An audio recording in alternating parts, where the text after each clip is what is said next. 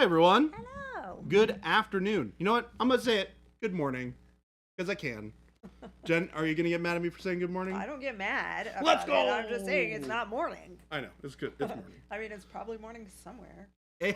It's I morning appreciate that. Maybe in Australia. I don't know. Hello. How far ahead is Australia? I mean, it's definitely tomorrow. Right? Is it tomorrow early in the morning yet? It is currently 7:02 a.m. in Sydney. That's morning. Tomorrow, yeah. That's morning. That is morning. Good morning. Good tomorrow morning. There we go. How you guys doing today? We got here. We got Paint Liquor. Paint Liquor, you're coming back. You're on top with the Getting Here First gig. Yeah. We got you back. Sarcastic Grandpa coming in number 2 pretty frequently, I'm noticing as well. So hello. We got Big Bobzilla in here today. What the heck? We got Mechanized Imposter, Rattle Can, what's going on? Wad Tomato, Vector, Iterator. Who else we got here? 5 a.m. Noir. somewhere. Mark. Might not be 5 a.m., but it's 7 a.m. Flapjack. How you guys doing today? It's Wednesday. It's officially Hump Day. Also, apparently, National Quesadilla Day. Yeah, it's National Quesadilla Day. Yep, I got all kinds of emails. Because I sign up for all the deals at like Chipotle and Cafe Rio and Rubio's, and they all send me emails today about Quesadilla Day. Like, get extra points. I definitely buy a quesadilla, get another quesadilla for half off. Now want to go to my favorite quesadilla place, which is Taco Guild. Taco Guild? Their quesadillas are so good. They have good food there. They do have good food there. I've been very impressed every time I've gone there. It's not like your standard covered in cheese Mexican food. Yeah, it's pretty good. It's one of those places that you would feel like they'd try to be more fancy than they actually are, just because it's like kind of a swanky, like converted cathedral type thing. It's literally a guild. It's an old church. Yeah, it's an old church. But the food is excellent. Yeah. Pretty much everything I've had there is great. And they do quesadillas on their happy hour. It's not like a super good deal, but it's still good. Happy hour. Mark, hello. Thank you for stopping by. Sunday is National Coffee Day. I will be celebrating. I will give you that texture demo, or that demo that I was talking about. I was talking with Mike on a ticket earlier this week. Or I'm sorry, not Mike, Mark. We have a mic in here that pops in from time to time. So sorry, Mark. I was talking with Mark earlier this week about getting too much texture when applying paint on the model. I think you were using some brighter colors as well, if I recall. And and you're a newer painter. One of the things that is really common, and we've talked about this a little bit in the past stream or chat. One of the things that doesn't get talked about enough is putting the appropriate amount of paint on your brush. A lot of the time, especially with newer painters, you just throw paint on the brush and you start painting, which is great. The problem with that is sometimes you can put too much paint on the model, and it will cause all sorts of weird things like weird texture and like some gritty feeling as well. Getting a really nice smooth application of paint is all about just adjusting how much paint you have on the brush. And this doesn't even have anything to do with thinning down the paint at all. This is just getting a small amount of paint to be applied instead of a larger amount of paint. So we're gonna do a little demo for that right now.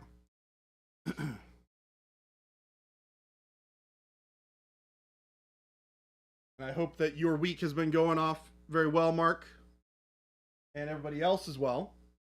Okran, hello. What's up, Okran? I think it's awesome that you came in for a live demo. Yeah, thank you.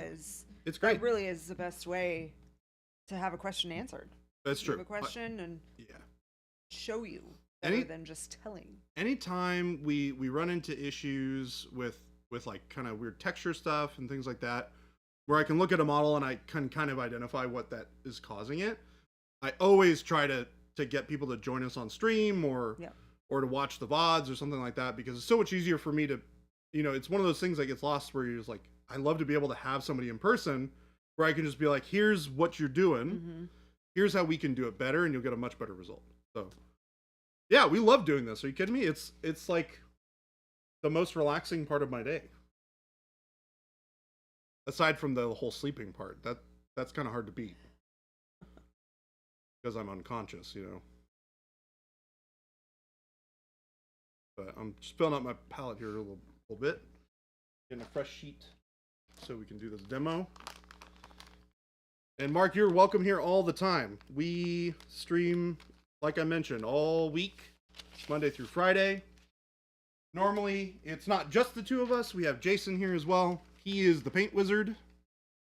He is off in... Where is he at again? He is currently in Denver. He's in Denver. Yes. He was in Dallas. He was in Dallas, now he's in Denver. But he'll be back next week. Although I will be gone shortly thereafter. I think we have, what, one day where we overlap where we're both here? Monday. Yeah, Monday, and then I'm gone on Tuesday. Yeah. He's going to be on his lonesome for at least a day, right? Because you leave Thursday? I leave Wednesday night. Oh, dang. Well, okay, so... I leave Wednesday night, get there Thursday late. It always... All Like that international traveling always screws me up. I lose a day. You probably lose a day when you're on the flight. It's always the weirdest thing when you're trying to figure out, like, do I arrive on this day? Do I leave on this day? Is it Tuesday or is it Thursday? I don't know. But then coming home, I leave there Sunday and I get home Sunday. Yeah, that's the easy one. Yeah. You're like, cool, I just leave and then I'm here like, I get home 5 hours from now. So, let's see here. What color were you using again, Mark? I think we were talking about white, was it?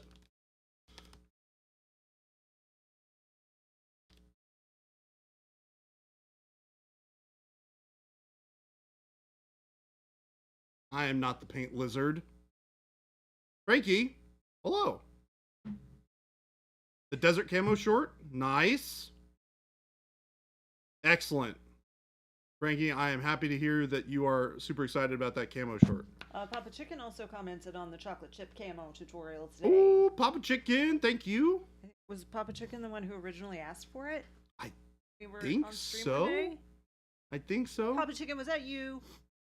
It's funny because that short, for those of you who weren't here when we originally did that demo, it was actually a demo that I did on stream.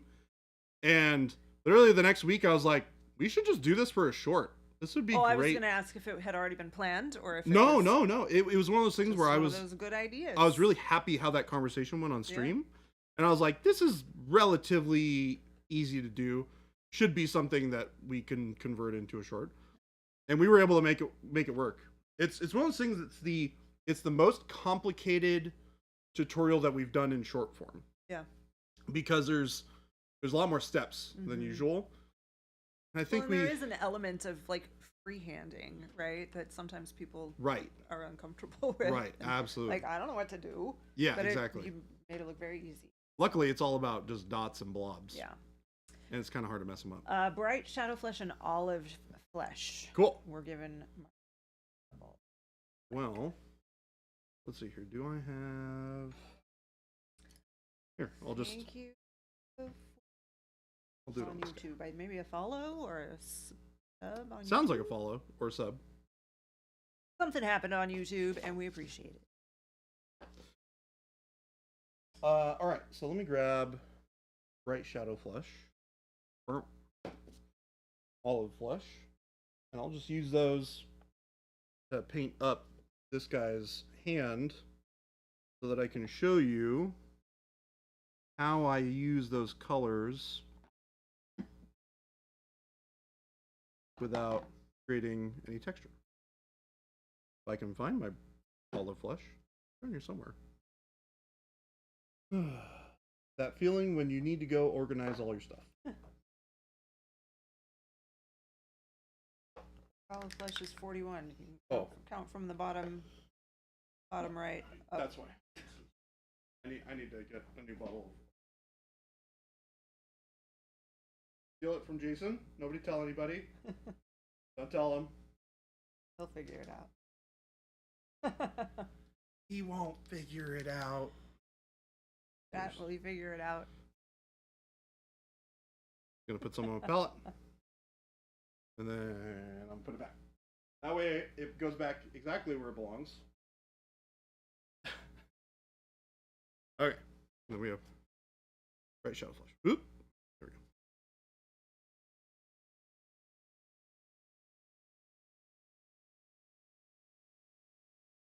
we go. Okie dokie.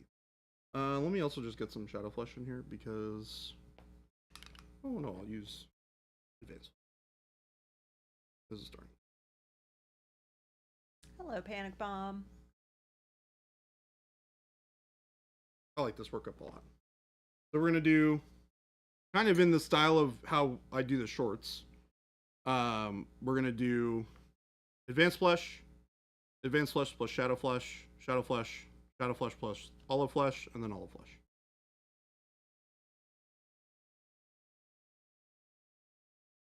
And so one of the things that I do is have a damp brush, and I'm gonna grab. Can you pull your palette? Yeah, I was just thinking about doing that actually. So we're gonna grab damp brush. We're gonna pull some out of the palette here. And you'll notice that when I grab a bunch of paint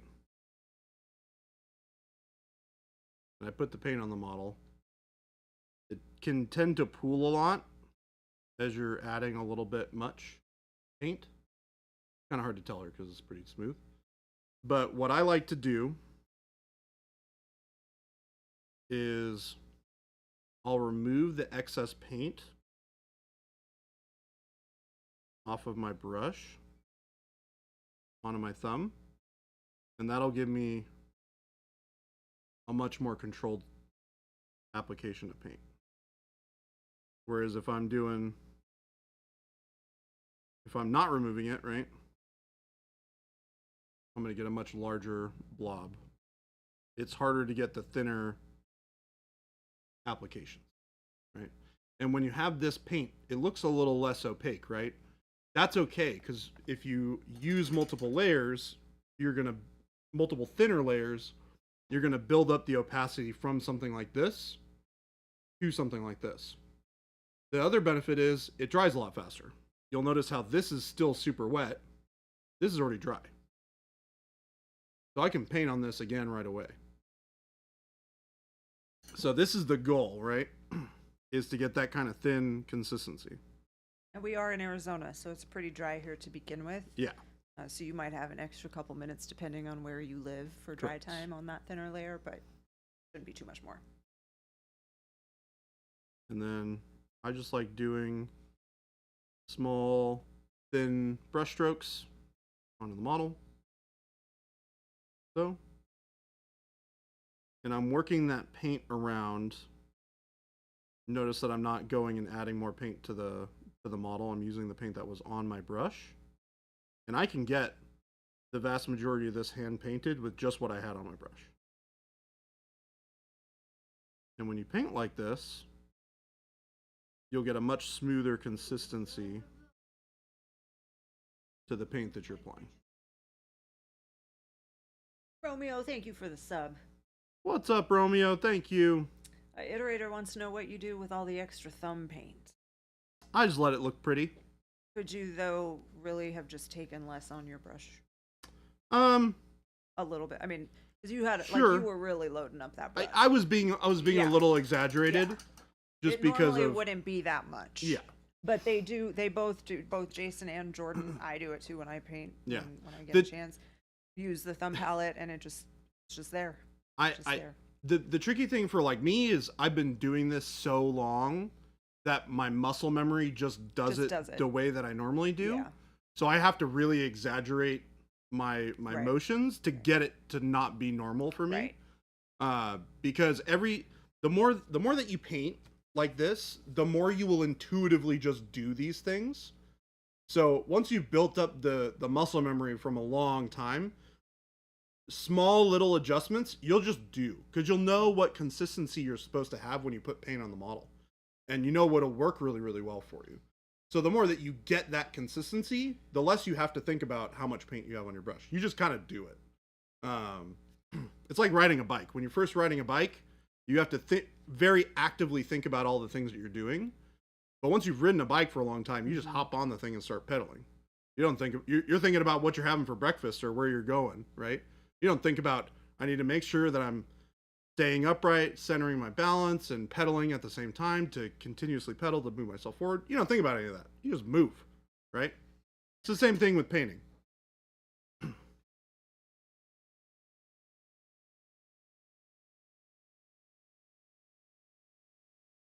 But on that one, you could see he also kind of took a little bit off before he went to his thumb, even. Yes. Loaded it up and then kind of I'll adjust it and then went to his thumb. I'll adjust as much as I can on the palette. Yeah. I also tend to you'll notice I'll roll my brush into a tip when I'm doing this as well, which will help give me a nice sharp tip on the brush. And then I'll do a quick roll or two here to get a nice point. And then I have super fine control over how much paint I can apply to the model. And that's how you're able to get really, really fine, thin brush strokes. Game Delay said if I underload my brush, the paint doesn't flow out as well. If I don't wick off some of the paint from my loaded brush, I get too much in a rush and lose fine control, hence thumb palette. Mm-hmm. So that's a recent learning experience.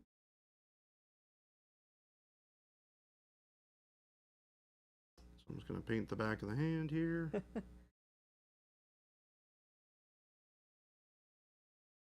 An awkwardish panda, hello. And the other thing to think about is when you're doing this, don't worry about wasting paint. The amount of paint that you're expending when you do this small amount of paint is so minor. Like we put so much paint in these models, and it goes so far that you really don't have to worry about how much paint you're putting on your thumb. I would say that you don't even need that much paint on your palette. No, I'm a heathen, and I just put a lot of paint on my palette. I'm very stingy when I paint.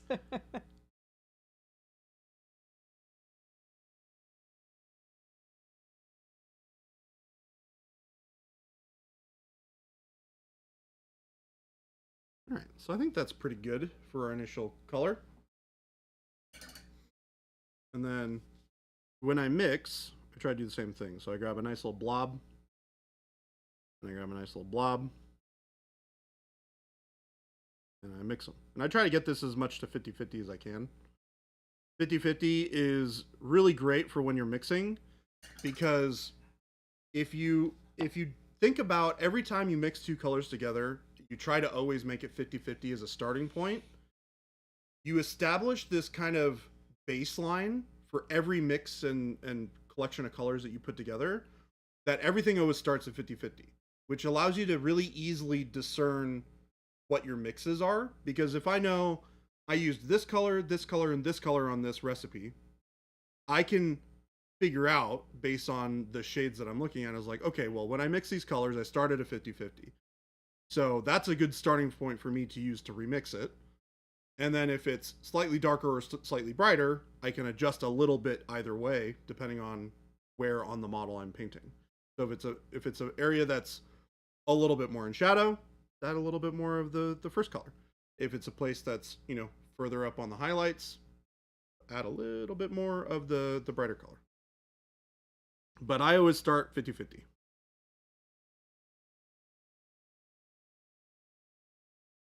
Doing the same deal on the thumb.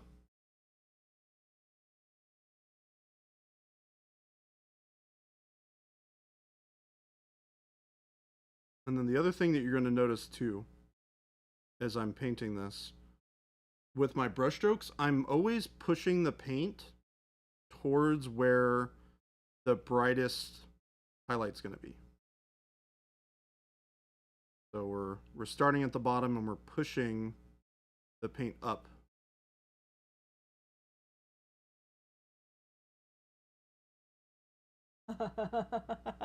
I can see it too. It reminds me of like Rocky. What's that? The way the glare is on that little dollop of paint. Your index or your middle finger is covering it right now.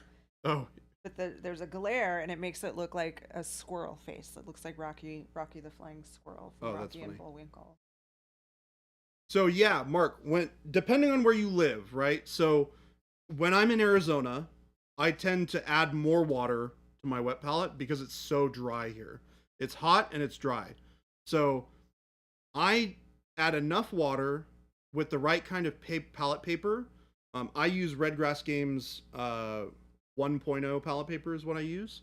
And I fill up my paint palette, you can see here, with here, let me zoom. It's got a little bit of standing water in it. I could pour some of this out, but I don't really necessarily need to. But this will keep me good for an entire session. If I were in a more humid climate, so I used to live in Seattle, so I painted a lot in Seattle for a very long time, and I would always pour out all of the excess water in my palette because it's so much more humid in those areas, or not humid, but there's more humidity in the air. So the more moisture content that you have in the air, the less water that you need in the palette because it's going to stay moist for longer. So depending on where you were from, I don't know where you're from, but you can kind of figure out based on, if it's really humid where you are or if it's really dry, you can adjust accordingly. You can also use a dry palette. You can also use a dry palette. I wouldn't know what to do with a wet palette. My thing, so I tend to work better with a wet palette. There's Jason uses a dry palette. I use a wet palette.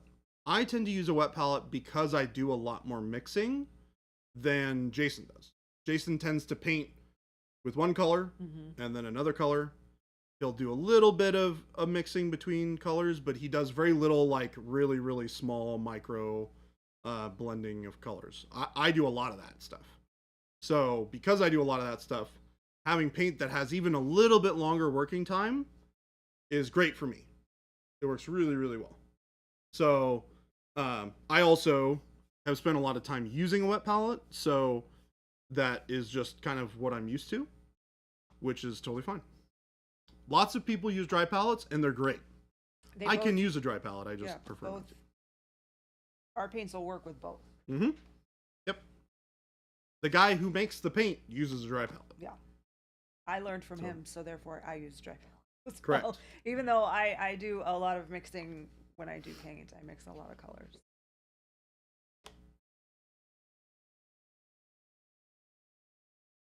Chuck and Jade, hello. All right, let me zoom back in. Continue this process.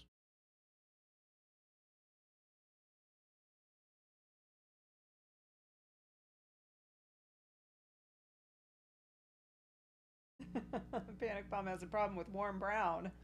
Take the bottle, it's sounding kind of empty. The problem might be. So you're in Memphis, Mark. So yeah, so I would do exactly what I was recommending is I would fill up your wet palette, make sure the sponge is fully saturated, pour all the excess water out, and then put your paper on. And also make sure that you're not wetting both sides of the paper. Only wet only just put it on the palette. Don't get the top side wet at all, because it will pull too much water into your paint.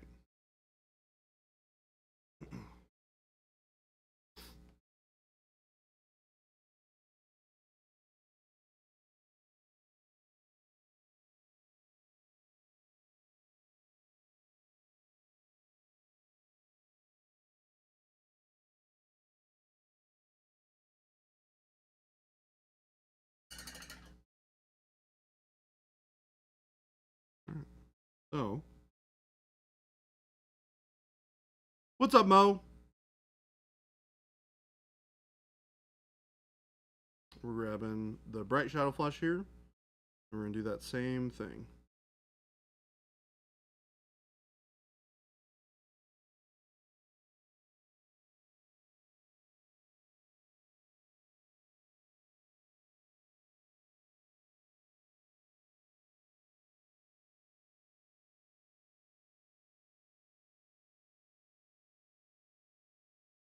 Anakin Skyhumper said if you mix on a dry palette, you tend to learn how to work fast and be consistent with mixing recipes.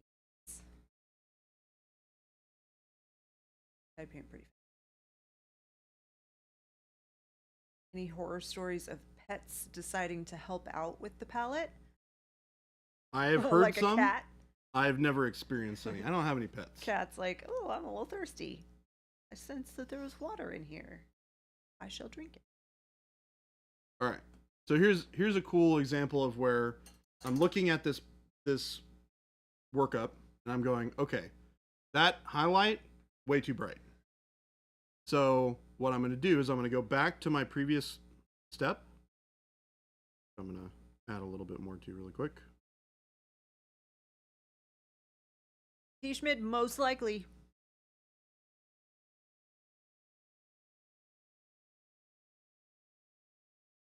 In fact, many days while we're doing streaming here, he's right in front of me taking pictures. Mm-hmm. This is where we have a little setup directly right there. So I'm gonna can't see, but it's right there. Layer this previous color on top, and I'm gonna pull the brush towards the darker areas. He is killing it. I will figure out a way to get him a cookie. Who? Christopher. That silly guy. And then I'm going to do a little bit of quick blending out that color on top with my brush. Cat mistaking basing texture for kitty litter. Be a bummer. You can also add a touch of that previous color to some of what I've mixed here. This is where kind of having that wet palette is really nice because it lets you keep these mixes for longer. And now I've got a nice in-between color to work up so that that transition doesn't feel so stark. Mark Dockery, if you've got any questions as he's going through this, please feel free to type them in chat. Hopefully this has given you some information that's useful. Yep. We're doing this to help out. So questions are very much welcome. No game delay.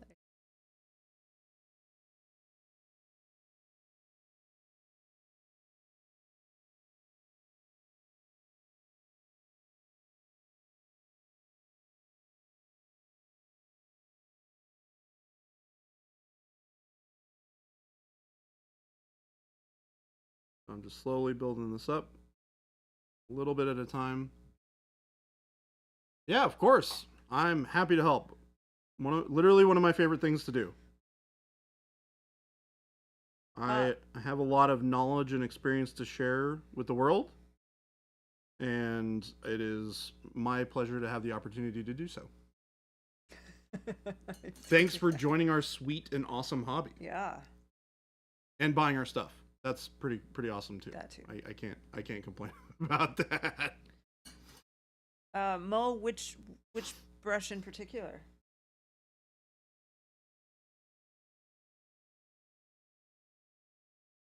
We'll have some available again, like really soon, like really soon.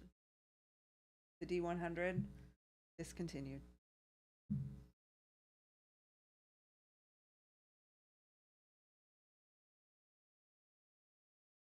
Yeah, whatever animal was giving us those natural hairs have gone extinct. Gone.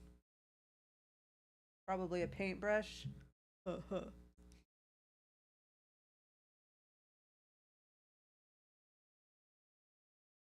I think I've repainted the hand on this guy like at least 8 times. I've seen you paint that hand many times. It looks so good. It's such a good. It's a good great hand. It's bit of skin that you can do the test on and do demos on. Unfortunately, his face is a little like underneath that cowl, so it's a little tough. And it's got a lot of hair on it. Yes. The crone is also very good for doing skin tone stuff on as well. Flapjack, nickel sack. Have a good night. Flapjack, bye.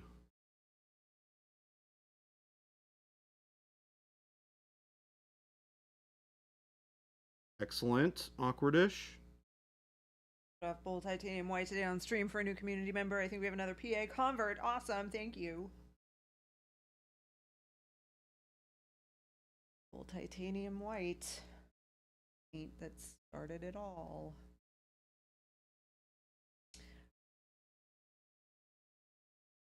So we're not out of all the dry brushes. If you're looking for just the set,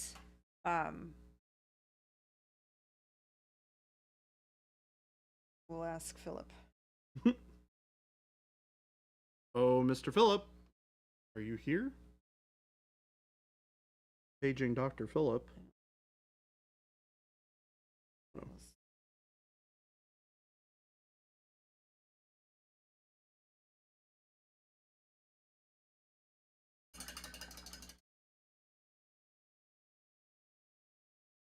All right, now we're gonna mix that next color using the olive flush.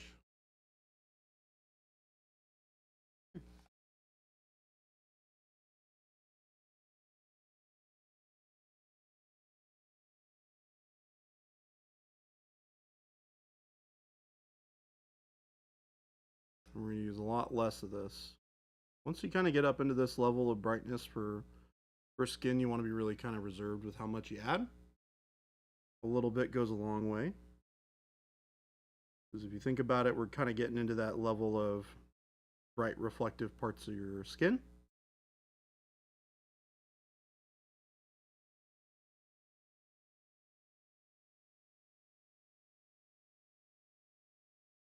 The other thing you'll notice that I'm doing here when I'm tapping my finger on the model is I'm doing a little bit of what I like to call like smudge blending. So if I do this on my thumb, right, you can see how it's nice and solid, and then I can kind of smudge it and it'll kind of soften the edges of that, and then I can paint next to it and I can kind of smudge it again. It just helps kind of create some weird irregular texture on the model. Not like physical texture, but like painted texture, right? That helps create, because our skin is not like one regular color. It's got a lot of texture and it's got a lot of discoloration and changes in color all over it. You look at the back of my hand, right? Like there's different color here. There's a little bit different color here, patchiness, a little bit warmer here in the kind of the middle of my fingers, darker in the recesses where my knuckles kind of go in. So having a little bit of painted texture on skin is actually really great. The other thing I'll do a little bit as well is I'll start to use, as I go up to my brighter highlights, I'll start to use a more damp brush. So instead of the normal brush, I now have a little bit of excess water on here.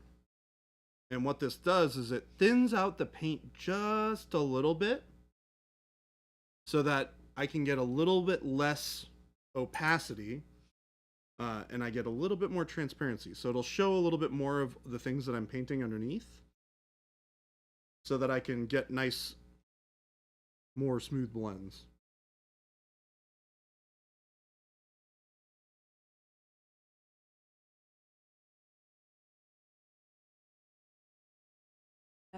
Okay, Mo, we have with the DD3 is not out of stock. The DD1 and DD2 are out of stock, but soon, within the next few weeks, probably. I'm surprised we sell out of the DD1 and the DD2 so much quicker than the DD3. Because I use the DD3 for everything. It may be related to just the quantities that we get. That's true. You know, because most people with the dry brushes buy them as a set. That's true. So we may have just, you know, they may have had whether it be on QC the order, there may have or been an overrun of the larger ones. I don't know. A couple weeks probably, Mo. We're expecting them. I mean, we should be restocking some sizes this week probably, which is a little earlier than we expected. Should be seeing those dry brushes coming out of production soon. All right. And straight on to olive flush we go. And Papa Chicken, we'll get to your brush question when Jordan's done. It'll be just Demo.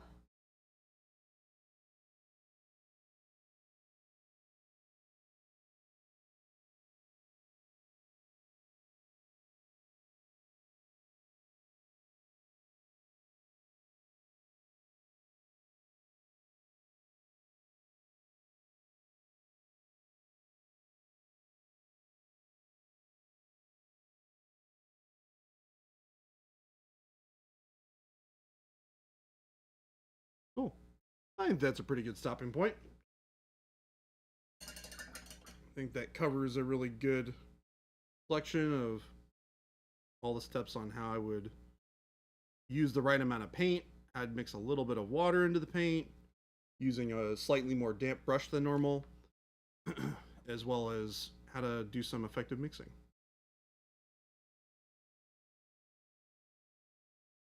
And Mark, let us know if you have any questions again, or if you have any questions about other things. Just feel free to let us know. We're just hanging out painting some stuff today, so let me know. And then we had a question from Papa Chicken said kind of getting tired of working with the curved tip on my sable hair brushes, and the quotations were there, so I'm adding them because there's no need for this unless we think they're really not sable hairs. How quickly do the Monument Synthetics curl? The sable brushes I'm using only get a paint session or two. That's what I get for buying a deal on Kickstarter. Yeah. It's interesting. If you have a synthetic, you'll get a little bit of tip curl. That's it's very unavoidable. normal. It's just because it's very normal. Plastic. Yeah, like Jen mentioned, or nylon or whatever. It's made out of a synthetic fiber, nylon usually. And with any sort of plastic, if you've ever like bent a piece of sprue before, you know how when it bends, it gets a little white, and then it never goes back to that previous form. It's the same exact thing that happens with your synthetic brushes. As you do that repetitive motion over and over and over again, it will eventually develop a little bit of a hook on the end of the brush, which is totally fine. The brush point is still there. It's just changed positions a little bit. So you just have to kind of control where you're pointing that at when you're using the brush. It still works great. I've used hook tip brushes for a super long time. In fact, people make hooked tip brushes on purpose. Get into that little nooks and crannies. I actually find that they're easier to do really fine line work with than regular brushes, because you can kind of use it at a more regular painting angle, but you get a direct down point, right? So if you're thinking about the way that this would work, I'll show you here. So like, if this is how you hold the brush, right? Like this. And then the tip of the brush, your paper is like here, right? There you go. Having a little bit of a hook on the brush that does this is great, because if this is the plane that you're painting on, you now have a really sharp, direct line that you can create. And there are ways that you can prolong the tip, like prevent it from happening so soon. And number one is cleaning them very well every time you paint, because the synthetics will, like Jordan is saying, repeat it in the same position. They're going to remember that. So if you get paint stuck in the ferrule and it's like forked or something, it's going to stay that way. Yep. So you got to clean them probably more than you would your sables. And then Jason has demonstrated this before. We talk about it all the time. Jason and I both use just synthetic brushes. And we'll rotate the brush throughout the painting session so that you're not going the same way the entire time. Yep.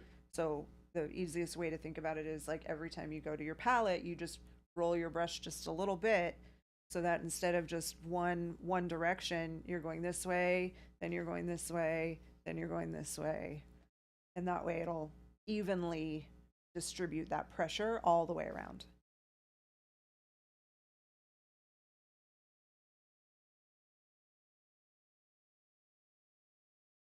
Game Delay said my bold titanium white is currently thicker than my other paints. I'm figuring I must have left the bottle open at some point. Good way to resuscitate it.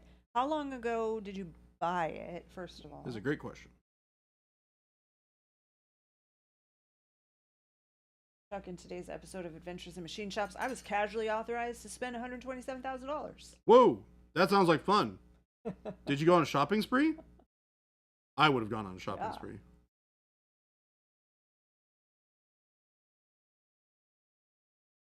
Quad tomato. A little spicy. Uh-oh. The spicy potatoes over here? Spicy potatoes. I'm catching up on, you bought it a year ago? Okay. Okay. Standard top, twist top.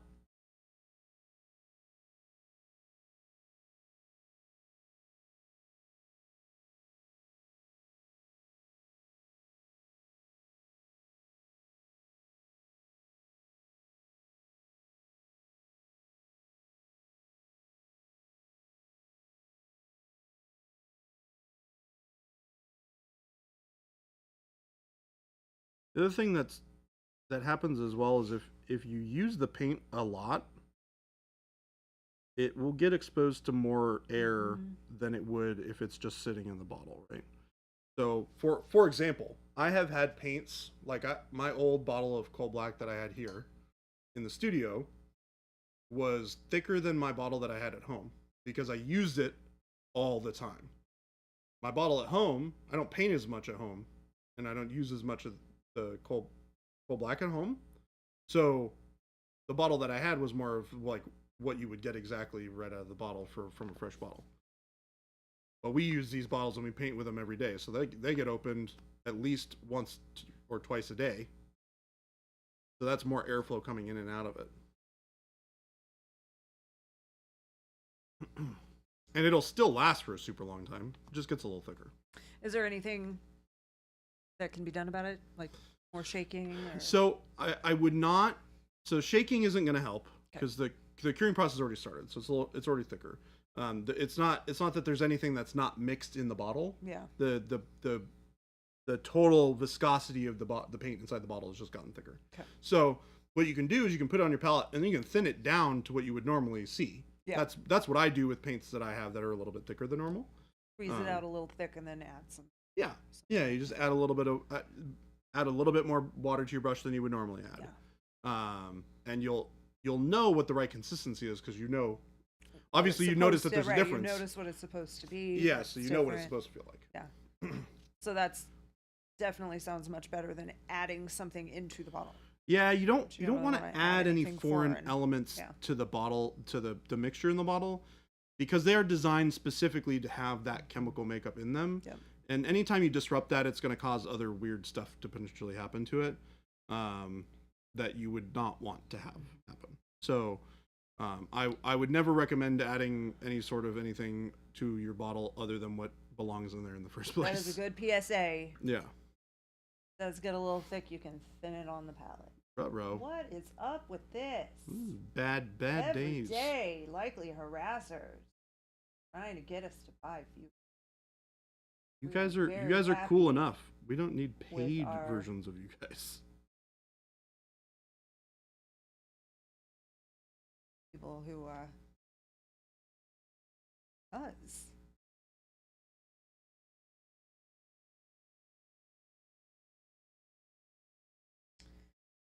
Mark Dockery said, do flow improvers contribute to any negative effects like chalkiness? Flow improvers generally will not. They can create a little bit of grittiness if you mix too much, because then you're getting into the realm of over thinning the paint. So you're adding too much, be it medium or water, to the mixture, and you're overwhelming the amount of basically binder that's holding all of the pigment in suspension, and that will cause the pigment to clump up and create texture. So you want to avoid over thinning your paints. That's why we kind of have the consistency that we do out of the bottles, so that they're really thin and more viscous, or less viscous, I should say. Excuse me. Using the big words today, and I'm getting mixer up. Yeah. So I lost my train of thought when I made the joke. Dang it. Flow improver. Yeah. So flow improver is designed to reduce the dry time of your paint. So it will make the paint dry slower. When you have stuff that dries really fast and dries really matte, that can cause a little bit more of that kind of chalky feeling. But you could also get that chalky feeling if you're getting a little bit of pigment clumping as well. Realistically, with our paint, you just need to add water. We have a little bit longer open time than regular paint anyways. Unless you're doing it something sort of, weathering related with Noosh, where you're adding something with the intent of increasing the dry time, for using specific techniques. Our paint doesn't need a ton of thinning, or flow improving. When we paint with them, when we airbrush with them, we only have water. There's not a bottle of flow improver or thinner in the building, because we just don't ever use it. So I would say try not using it. Yeah. Switch warning is kind of wonky because it doesn't really take context into consideration. I think it knows, because I know we did have one person who did not actually seem like a harasser that got it. Yes. And we were like, what? Likely harasser? And he was like, I don't know. I think it's different though, because 99% of the time. And I don't think the other one said likely. It did. I thought it said possible. Oh, possible. Yeah. Okay, so maybe they have degrees. Yeah. Potential, likely. I think definite. Likely is when it's been flagged they before. Probably know. As something. Yeah. Or the link might have triggered that. Yeah, if they've been banned from another chat for posting a link like that, then that's probably how they do it, I would imagine. Yeah, that's true. I think it was like potential or possible paint liquor. So I mean, it's right in your name.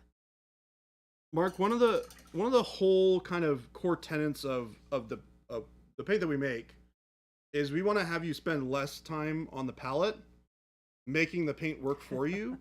So we designed the paint to do all of the things that people tend to want to add to paints to get them to work the way that they need to, which is be a little bit more fluid, not be so thick out of the bottle, have slightly longer working time so they're better for things like wet blending and two brush blending and things like that. Those are all things that we incorporated into the paint itself. And as a result, you don't need to add those things again, right? Because the paints are already doing a lot of those things. And yeah, for thinners and flow improvers, when they're used, typically for airbrushing, they're used to add more transparency to the paint that you're spraying, as well as adding, well, it's funny because in a lot of cases, the medium that they're adding is more watery than the consistency of the paint, because a lot of the time the paints are too thick, right? So you need to thin them down a little bit to get them to be a better workable consistency. Our paints don't have that problem. So you don't typically need to do that. Same thing with thinners, just for the opposite thing. The thinners are going to do the same exact thing, but they're going to cause it to dry faster, as opposed to a paint retarder or flow improver is what it's also called, which causes your paint to dry slower.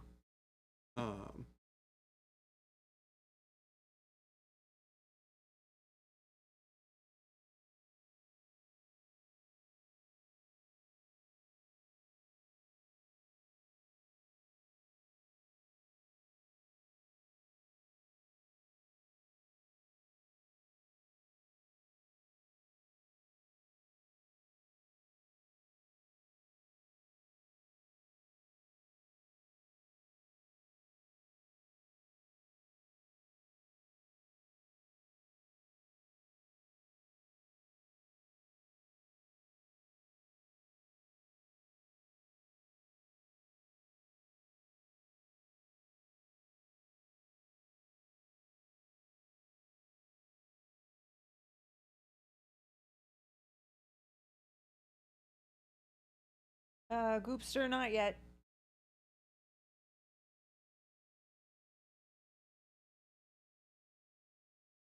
No, quesadillas are not paint. It says very clearly, eat quesadillas, not paint.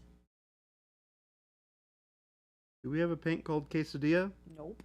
Then don't eat it. We got nothing for you to eat then. Yeah, sorry, Goopster. We until we get a little closer, we don't want to give dates. List something. Change. Soulway Studios with the raid. Thank you. What's up? How you doing, Hello, Soulways? everyone, and welcome. Good old Nikki over there. How you doing? How's stream? Having a good day, I hope. Is there another signature series in the works? Maybe. Maybe not. I ain't gonna spill the beans, folks. You're not getting any info out of us. Yep. Give away the secrets. Why would I ever eat a quesadilla? Why would you not? Because they're delicious. So good. Or I should say, they can be delicious. Game delay time is illusion. Goopster thanked Jen, after which Jen answered Goopster's question. Yep. New name. Stream delay. Wizard's Quesadilla is not the next color from Monument Hobbies. Yeah, starting any rumors. We only do Wizard's Butt around here. You need to know what quesadilla paint color would be? I don't know, because we don't make one of those.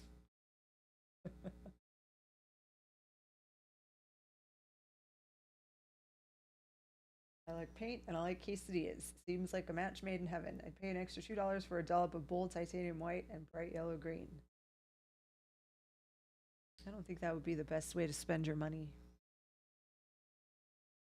Not here to tell you I'm not your financial advisor, but I'm not your financial advisor. don't eat the paint.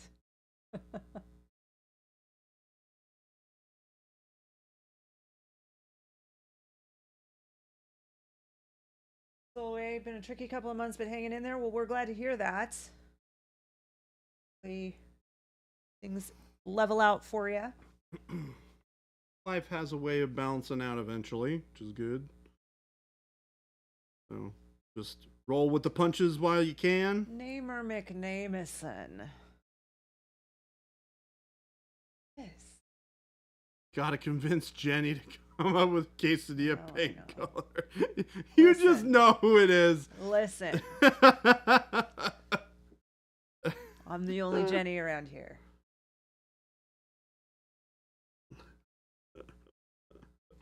Oh, man.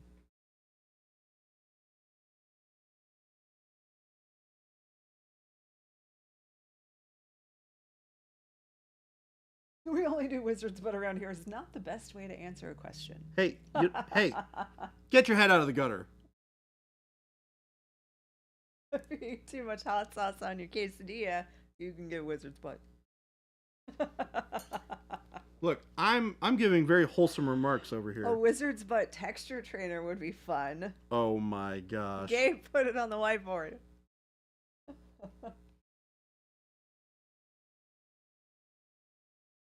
That would be so funny. Just a big old pair of cheeks.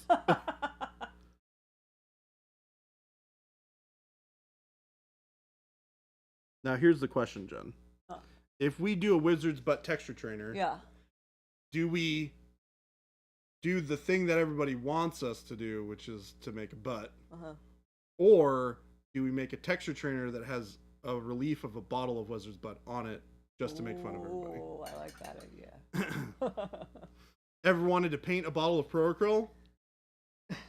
Wizard's Butt's the texture trainer for you. My aunt, when I was little, my aunt had these in her bathroom, hanging in the bathtub. She had pictures, like paintings of two little cartoony looking kids that had, like, they were turned around and it was like their pants were, you know, kind of like the copper tone, Yeah. where the dog pulled on it and you could see the tan line. It was Yeah. kind of like that. That's funny. This is what I'm picturing. It was one of those kids with like a wizard's hat on. Oh my gosh.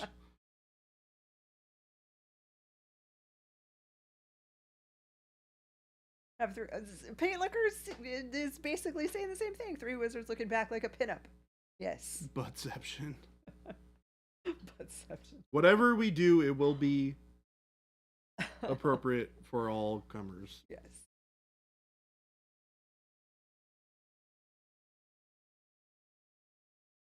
I have bottles of Pro Acryl. If I wanted to paint one, I would do so on accident when I airbrush.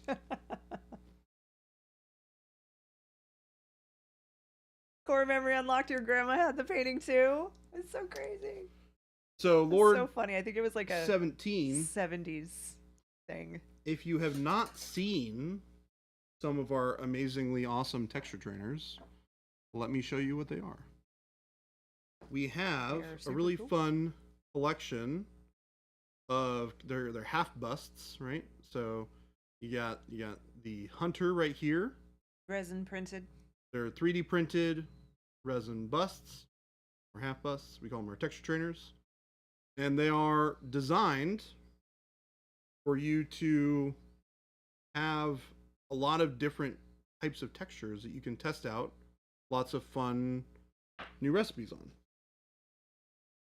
We got the crone right here. And then the warrior that I just showed here.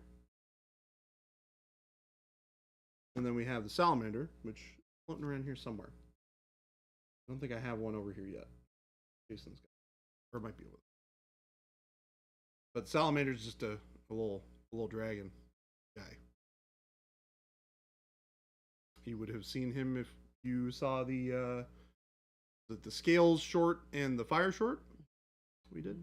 We use all of the texture trainers for when we're doing shorts.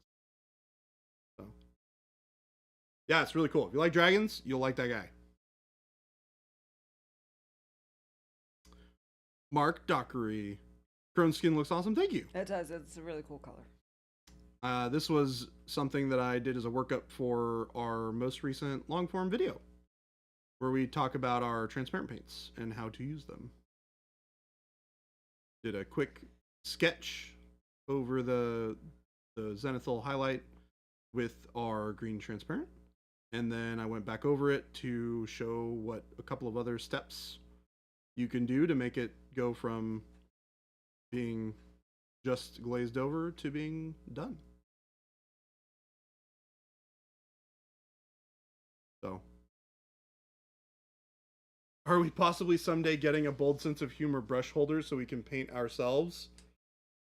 Kind of the plan, I think. We have so many plans around I haven't here. really talked about that in a while. Correct. Put that back on the whiteboard. Gabe keeps viciously erasing things off the whiteboard. He's like, gotta get it off. We gotta make more room. Space. Pinups with a dog tugging on the model's clothes. Maybe that, but a little dragon, and it's a wizard. That would be cute. Was that? The Oh, that's funny. Yeah.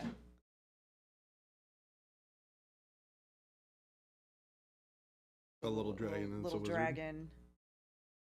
That's cool. Tugging on the wizard's clothes. This is Jason. You're gonna confuse all the new people. Stick and it's not gonna happen. You're also confusing all the newer people. Yeah.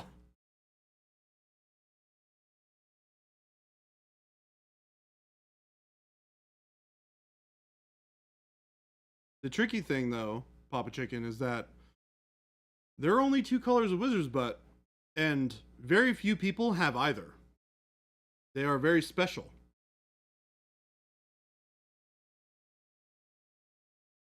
Elusive and exclusive. Indeed.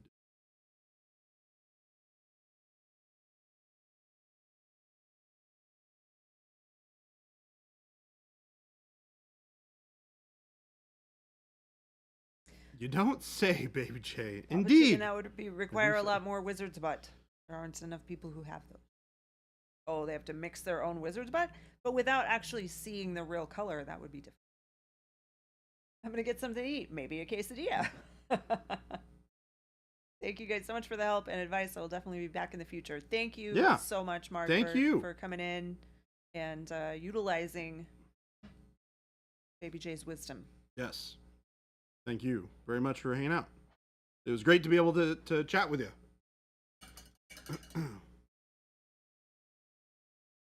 Only 2 colors of wizard's butt. Very few people have either because very few wizards. Yes. Sounds good to me. Few wizards, few butts.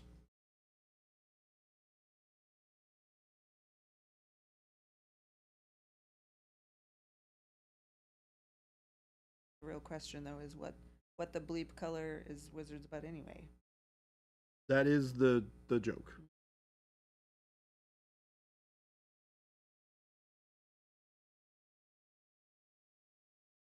Yeah, for those of you who are not familiar with the origin of the wizard's butt, that it is originally a joke to make fun of weird named paints. Yep. Like, I don't know, Snosberry Purple or something, right? Or wizard's butt. Or wizard's butt. Wizard's cloak. Yeah. Tattered wizard's cloak. Yeah. What color is that? It's like, what the heck is that color anyways? Exactly. Right? We'll Turns trade out brownies for wizard's butt. Oh. these colors are not I descriptive. Like brownies. Don't be hating on Snosberry purple. Purple is a little too specific. I think I could probably figure out Snosberry Purple. Well, I was just it was just first thing that came to my mind, okay? It's when you get into things like oh gosh, I'm trying to remember. There was Snot green. Well, no, that still says green. I can get that that's green. There are some that are literally like wizard's cloak. What color would that be? Yeah. There really are some that are. But even then, it's like, what color of? There's like 15 well, yeah, but at least you ways. know. So here's where this comes from too: is that way before Monument Hobbies existed, Slow Fuse Gaming existed, and it sold other brands of paint. Mm-hmm. And when I would help with those orders and fulfilling them, I would go to this particular rack, 2 particular different racks that we had, and I would be like, I don't even know where to look for this color. There were so many colors, and there were so many that were similar, and there were so many that didn't have names that made any sense, and they weren't like all the greens were here, all the blues were here. They were all just all over and random. Yeah, what color is Rakarth flesh? There you go. See? Don't know. Yes. Wizard's butt is obviously a pale fleshy color. Is it though? Or is it yellow or purple? Or brown. Is there another wizard's butt that I don't know of? Oh, no. I was making a butt joke, but... Oh, well, wizard's butt, though. We know that it's yellow or purple. Well, it's like kind of like a vomity green, almost. Wizard's butt? Yeah, the first one. That's a yellowy... It's yellow. I mean, it's yellowy green, but yeah. Yeah. That one I have. What color is advanced flesh tone? It's a flesh color. There. It's advanced. A little older in age. A little darker. I have not yet had a quesadilla, but I might for dinner. I had a burrito that's kind of like having a quesadilla. Sort of close. Paints of War with the raid. Hello. Welcome. One does not simply know the color of wizard's butt. That's true. What a great joke. Well, hello from Poland. Poland. Hello. What? Welcome. Nibla. What's going on? Oh my gosh, there's so many of you. Love this, Paints of War. Is the Rakarth from the Arctic or the desert? That determines its flesh color. No idea. None whatsoever. How you guys doing? Everyone. How was stream? Poland says hello. The land of Flamon. The land of Flamon. You know, it's really funny. I have gotten more requests for like event support and people wanted to try stuff out than ever before from Poland once we put out the Because of flame on set. Mashik? Yeah. Yeah. Mashik's doing. Hey, is he going to be at Spiel? Oh, I haven't You asked. should find out. I know Ben will be there. Oh, okay. So Ben and Matt will be there. Okay, cool. So I'll be able to say hello to them. Good. I have not actually had the opportunity to meet Matt yet, so it'll be nice to. Oh, you haven't? Mm-mm. Oh. He's not been able to. He doesn't typically travel with Ben to like Adepticon and stuff. Yeah, I met him at an Adepticon years ago, and then at the last Sylvio I went to, he was there. So I am definitely looking forward to that. Yeah, that'll be great. That'll be nice. Stream was awesome, so it just figures to raid you good people. Thank you so much. Thank you. That is spectacular. We love it. Thank you for bringing all your friends too. Yeah. Hello everyone. Is it getting late there? I imagine it's probably pretty late, right? Getting late? I don't know what the time difference is. It's like 11 o'clock in the UK. I imagine Poland is probably a little bit later than that. 12 maybe? No idea. Oh yeah, we were talking about that workup. Namer McNameson. Payne's NG, what's NG? Oh, neutral gray, bright neutral gray? Yep. Uh-huh. Crack the code.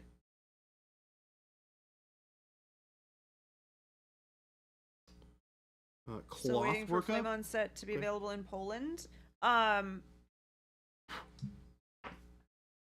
Pro has had it in Germany. I would say. Yeah, I don't know if I'll put the store locator up. I don't Yeah. know if. I think there's at least a couple all of of stores I think we have in Poland. And PK Pro has it. So, and they're our EU distributor, so your local game stores can get it from PK. So if they don't have it yet, bug them. Let them know that you want some, and that they should reach out to PK Pro and snag some. FLGS. We'll do the workup. Payne's Gray. Where are you, Payne's Gray? There we go.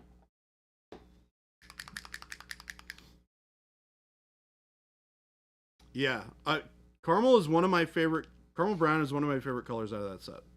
It's like that perfect kind of. It's not quite tan, but it's like a great starting point that you can work up off of. For people who are not familiar with what caramel brown looks like, let me grab it really quick. Oh, we love that. But yeah, if there's a store that you frequent that carries our products, ask them about it. If there's a store that you frequent that does not carry our products, but you would like them to, have them contact PK Pro. Yep. They're our main EU distributor right now. Yep.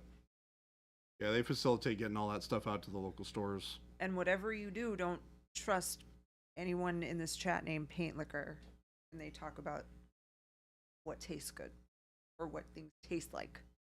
You don't eat the paint. Because in his name says that the Paint Liquor. We don't condone that here. Correct. Eat quesadillas, not paint.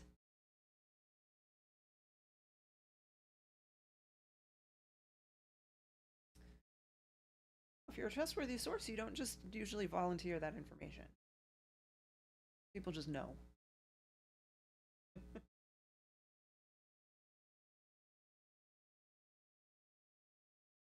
All right, Mike, I'm working on this workup for you.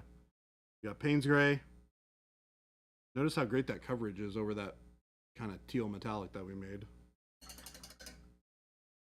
Past midnight. Yeah, we were wondering. Well, thank you for. Yeah, I figured they're dropping off your gang here. They're probably an hour ahead of the UK, I imagine. So in the UK, it's 11 right now.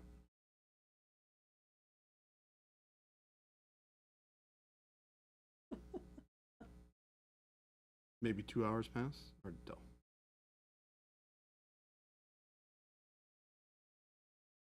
In Old World. All right, bye, Paints of War. Remind all of you that I've already banned someone from this chat today, and I'm not afraid to do it again. To be fair, Twitch did tell us that they were a bad person. But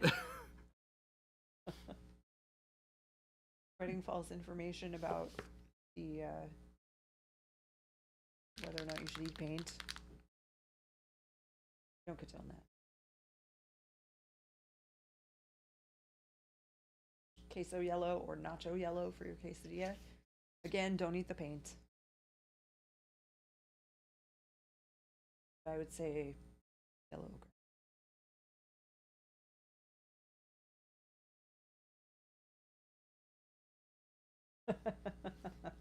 All right, here's our first mix here. Mike, mixing that neutral gray. Oh yeah, I think you got me there. I don't know if I can ban anyone from YouTube. Oh, yeah. That doesn't give you YouTube people a free pass. That doesn't, because I can turn off YouTube with one little quick click. Yep. Real fast. Jen has all the power I here. do have a lot of power right now. Jen, I think you have a lot of power all the time. Well, but I mean, related to the stream, I have a lot of power right now. Fair. No, Panic Bomb. You know this. You've been around here long enough. You know that nothing we make is edible. Jen's like, don't you dare eat anything. If you do, I'm shutting off the stream, chat. I mean, you try it. You go ahead and try it. The button is right here. Look, mouse is on it. I'm ready to click. One click. Done. You guys watch yourselves over there on YouTube. She did actually mouse over it. Thank you, Awkwardish Panda. They won't listen to me. Maybe they'll listen to you.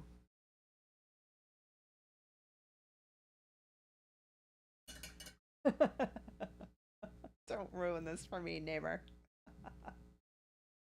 I will turn this car around. Yep. That's exactly what Jen just said.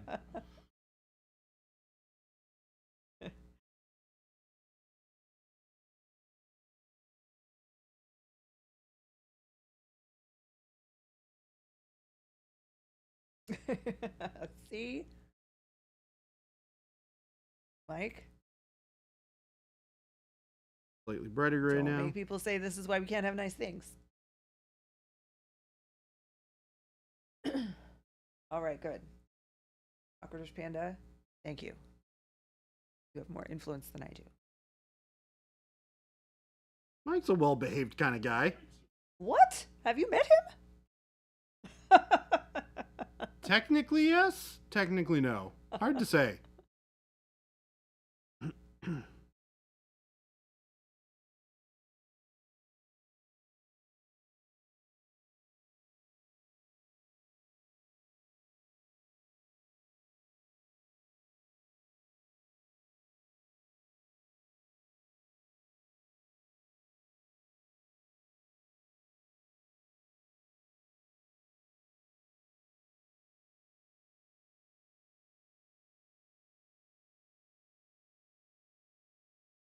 All right. There's Mike, are you paying attention to this that Jordan this is doing thing for that you? you asked for. I'm adding progressively more and more of the neutral gray into this, Mike. So we're getting closer and closer to being able to just put neutral gray on here.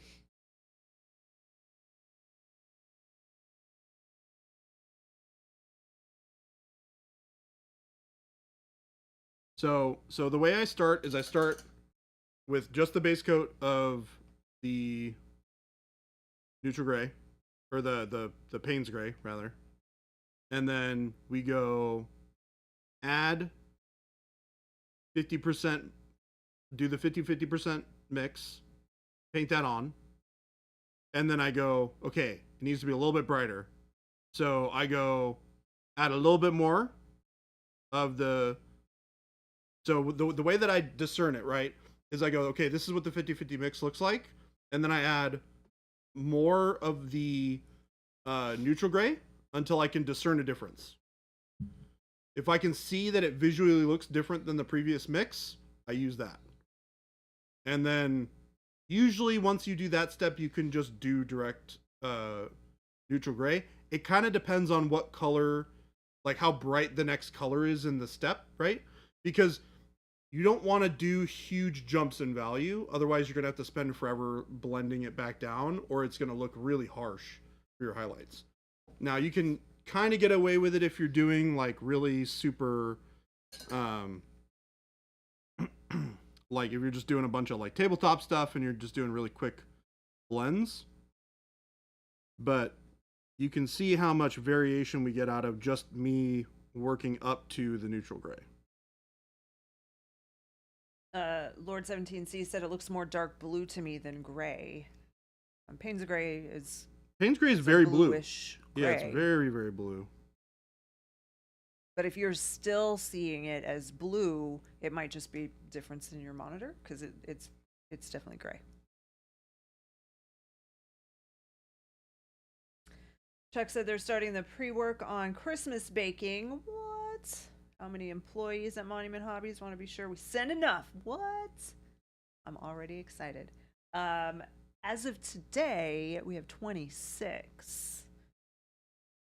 But that could increase. It won't be less. I would say around 30 probably is a safe bet. And what I'll do, Mike, on the other side, I'll do the same workup, but I won't do any mixes at all.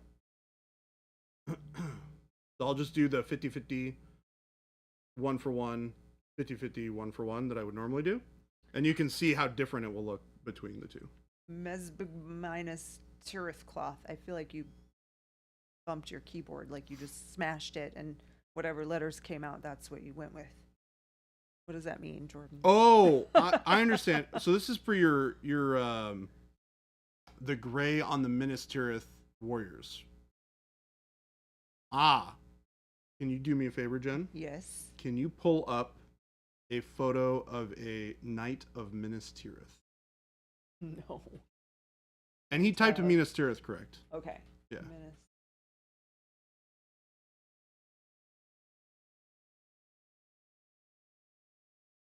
Just so I can get a better sense of what that gray is supposed to look like. The one with the banner's pretty good. This one? Yeah. Okay. Yeah, actually, this is like a really good color palette for that, Mike. Yeah, it helps to know what you're looking for from the final, like what this is going to be applied to. But you can see here as I'm applying, this is just pure neutral gray.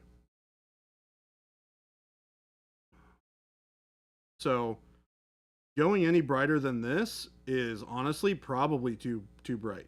You might want to go just a touch brighter maybe, but it would be your final like really textured highlight. This cloth that they have is pretty dark. Like it's definitely like a like a cool black gray color. Whereas like this is like a lighter gray. Once you start getting into these highlights, it feels a lot more light gray. Or like medium gray than the dark color on the Minas Tirith cloaks. So what I would do is I would do it differently. I would still use the Payne's gray.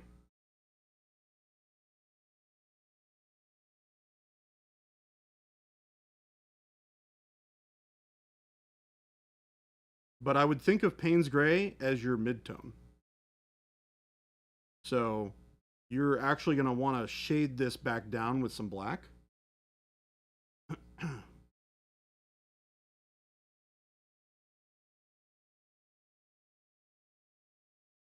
Yeah, but I was asking about using transparent black back over this layering to tie it back, but keep the undertones. Ah, yes, I remember now. Okay. Yes, that would definitely work. The problem that you're going to run into is when you put that transparent black over the more neutral grays, it's going to make it look, you're going to lose a lot of that blue, right? Because once you stop mixing the gray into your Payne's gray, all of that kind of blue hue goes away. It's just covered up. So, which is okay if you're doing your final highlights.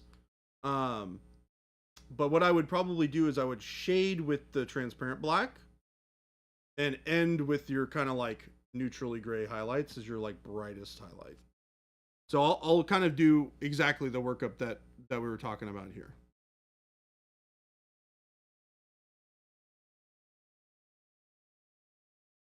because it kind of becomes a different color once you start using that neutral gray. If I were to go back in with the mixtures with the neutral gray, keeping some of that blue in there,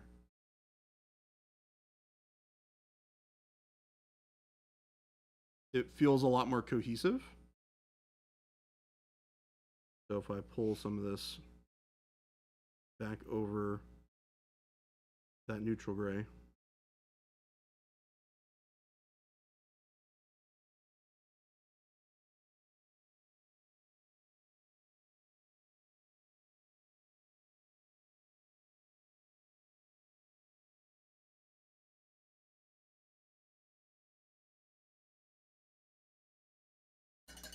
it pulls that kind of that blueness back to the whole thing. And that was just like a relatively thin, kind of like medium glaze finish. But this is still overall, I think, too bright for how dark their cloaks are. So what I would do, yeah, it's pretty black. Yeah. You're okay. So you're going for more of the films. Okay, so not if you can do Night of Minas Tirith, Return of the King. We'll probably get Return of the King. I always forget that you haven't seen these movies.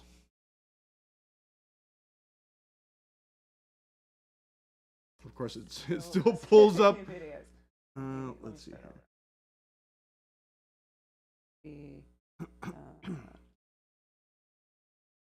What? Yeah, Jen has not seen Lord of the Rings. I don't think. Yeah, she is not.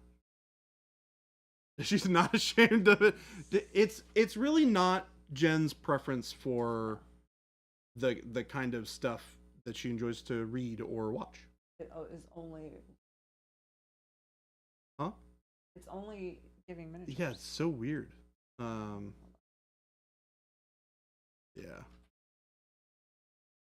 There we go. Better. It's so tough because this that's all metal. This movie has a color filter on it, so it's kind of hard to tell what the like native color is of the thing, but it's definitely black, right? It's definitely some sort of black. So what we would do, so here I'll adjust this side because I think we can get it to look the way we need it to here. It should not be shocking because we've talked about it many times. So then what I'm going to do here is I'm going to work a brighter color for more of kind of like a satiny finish to the cloak.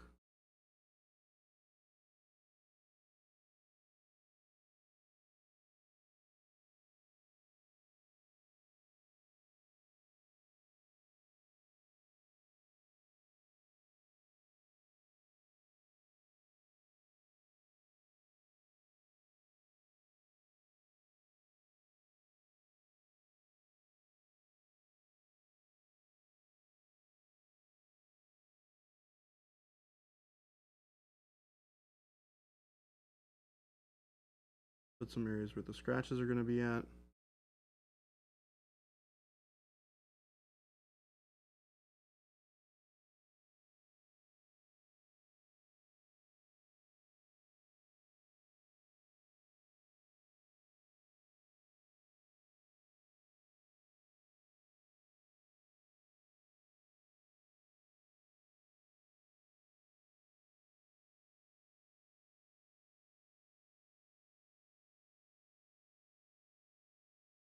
Okay, so now we've got a little bit of that shine.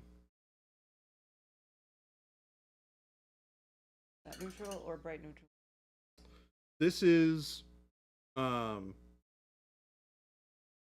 a little bit of olive flesh to the mix of bright neutral gray and neutral gray. Wait, Payne's gray, neutral gray, and then you could use bright neutral gray to mix in, or you could use olive flesh. Anything that's bright that brings it up more to like a white or an ivory or something like that would be totally fine. So that's a mixed color. It's not just a straight. Yeah, I mean, you could use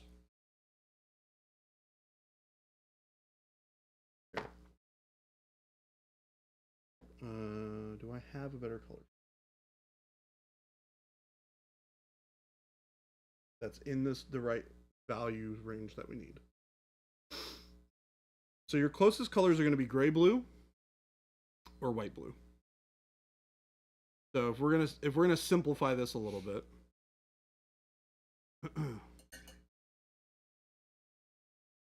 then you can use white blue plus a little bit of paint, like a small touch of Payne's gray. And then the problem is when you mix Payne's gray and white blue, you're gonna get a really saturated result. So, which is okay, but I am preferring to want to desaturate those highlights a little bit more. So you're gonna want to add just a touch of black or gray or something to it. I chose Olive Flush because I had it on my palette.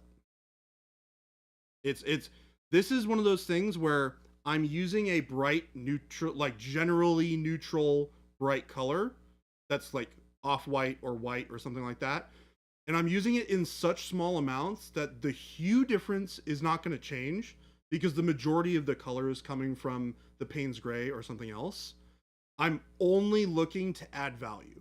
So you can use white, I wouldn't use just pure white because adding a little bit of color interest is good. So using an off-white is better, be it an olive flesh color, dark ivory. I probably wouldn't use like a bright, like I wouldn't use a pale yellow or bright pale yellow because it'll start to turn green because there's a little bit more yellow in that.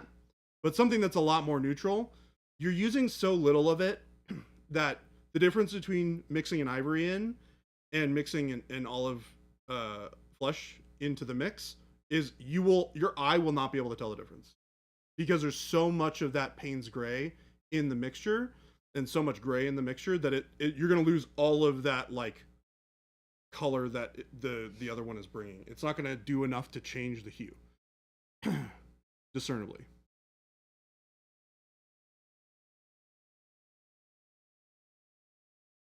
Okay, so when you use when you mix a white or an off-white with Payne's gray, you get a really saturated color. So I'll show you kind of how this works, right? So if I were to mix, I'll do white blue and Payne's gray, and you'll see exactly what I'm talking about here. So we don't want a blue finish. We want something that feels black but has a little bit of blue to it, right? So if we're going to be doing this and we're mixing 50-50 Payne's gray and white blue,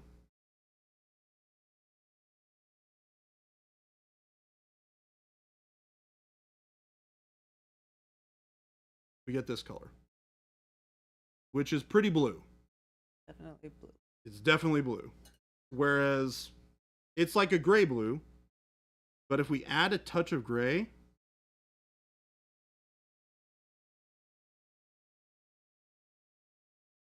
and you go, correct, the blue will be more prominent when you add the white. When you start adding gray, or you add a touch of black,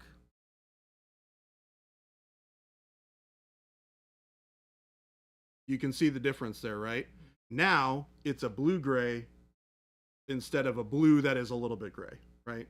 And those sorts of nuances are really important when you're trying to paint something that you don't want to be really really blue. You want it to be more subtly blue or subtly green. You want to desaturate it, right? You want to reduce the intensity of that blue in the mixture. And to do that, you want to incorporate some sort of black, right? Now, gray is a really neutral way of doing that. You can add more gray than you would add black. If you add a lot of the amount of black that you would need to add to change it is so minor. So instead of using black, you use a gray, and you can add more gray because it's going to shift the overall finished product a lot less for the amount that you add, right? So if you add more black, because it's so dark, it has a tendency to override a lot of the colors that it's in. So you have think of it as dials, right? when you mix a white and a black, 50-50, they make like a neutral gray. The more of this black that you add, the more it impacts this other color. So darker, more saturated colors will influence the color that you're mixing into it a lot more. So you want to add less of them. Welcome, Raiders. Also, hello. From AC Miniatures. Hi, Aaron. Hi, Raiders. Hello. How are y'all doing? It's like Raid Wednesday today. It's a big raid day. We're getting all the European and UK folks coming over. Hello. We're talking about mixing colors and how to shift a color mix to make it more desaturated so that it feels less like the hue that you're originally going for. So if you're going for like a black cloak that has a little bit of blue to it, incorporating more grays and more neutral colors that are kind of desaturated instead of adding a lot more saturated colors like a Payne's gray or a white blue, right? Crip Shadow said we come with a raid and told to bully you specifically, the bearded man. Bully me? Well, but here's the trick. Whoa. Normally there are 2 people here painting, no. and both of them are bearded men. So I think that was a trick question. Whoa, now. Instruction. It's not a question. You didn't say bully. I didn't say bully.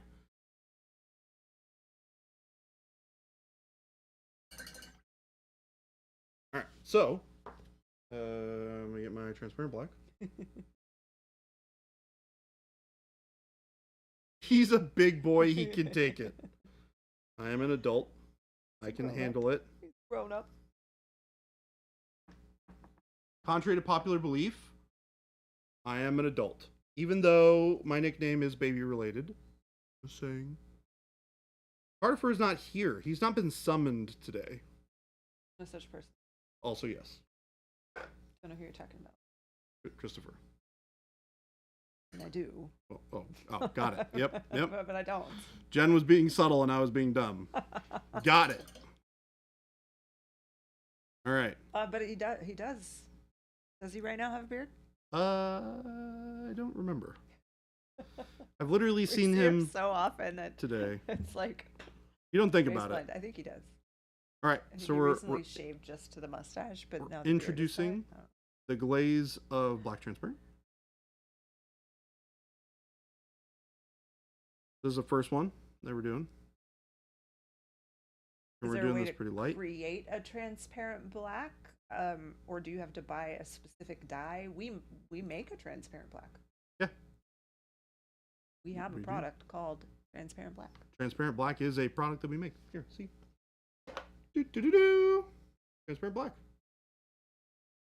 We have a whole line of transparent colors. Or a whole set, I should say. Studio J7 with a raid too. Oh my goodness. We got a party in here. We got the whole crew. Oh my goodness. Welcome, Raiders. Sir Pork, the second of the line. I love it.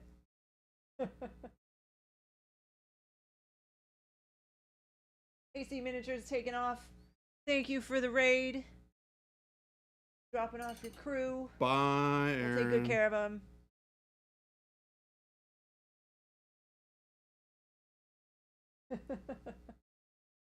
a lot of dancing emotes going on here. Quiet. But see how we're starting to shift that a lot more towards black now, Mike?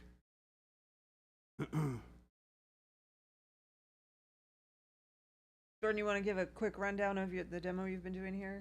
Yeah, what so people are coming in and seeing. So we're doing a little bit of a demo on how to work up a really dark black cloak that has a little bit of blue to it. And we started with a Payne's gray, working up with neutral grays, with a final highlight of adding a little bit of white blue. Just to get those final bright highlights that are a little bit more kind of neutrally gray, but have a little bit of that blue to them. And then we're using our transparent black over it to bring all of the colors down, reduce more of that blue that we're seeing, and create that kind of black feel that you should have with the cloak. Tech Elf, 30 minutes of detention after class for being late. 30 minutes of detention? Dang. Yeah. Jen is not messing around. They're hardcore around here. She did threaten to shut off the YouTube stream. I was going to turn off YouTube. Yep. People were misbehaving a little bit. A little nonsense. A little silliness. Look, I'm just saying. Jen has the ability and the wherewithal to drop the hammer. I have the mouse, keyboard, buttons to click. And she knows how to do it quick. Rule number 1, don't mess with Jen. That is exactly right. It's true. Gosu knows. I mean, Jen is not the Lord Commander for no reason. But again, welcome to all of you raiders from Studio J7 from AC Miniatures. Your monument hobbies. We make a little paint called Pro Krill. Yep, maybe you heard of it. Hope you've heard of it. If not, welcome to our world. People were not misbehaving on YouTube. That wasn't plural. You can paint for detention, yes. Never misbehaved a little bit. I misbehave a lot of bit. Rule number 1 is don't eat the paint anymore. We're in the clear. Yeah, don't eat the paint. National Quesadilla Day. Eat a quesadilla. Eat a quesadilla. Don't eat the paint. All right, Mike. What do you think? How are we looking? Are we in that realm of what you're looking for?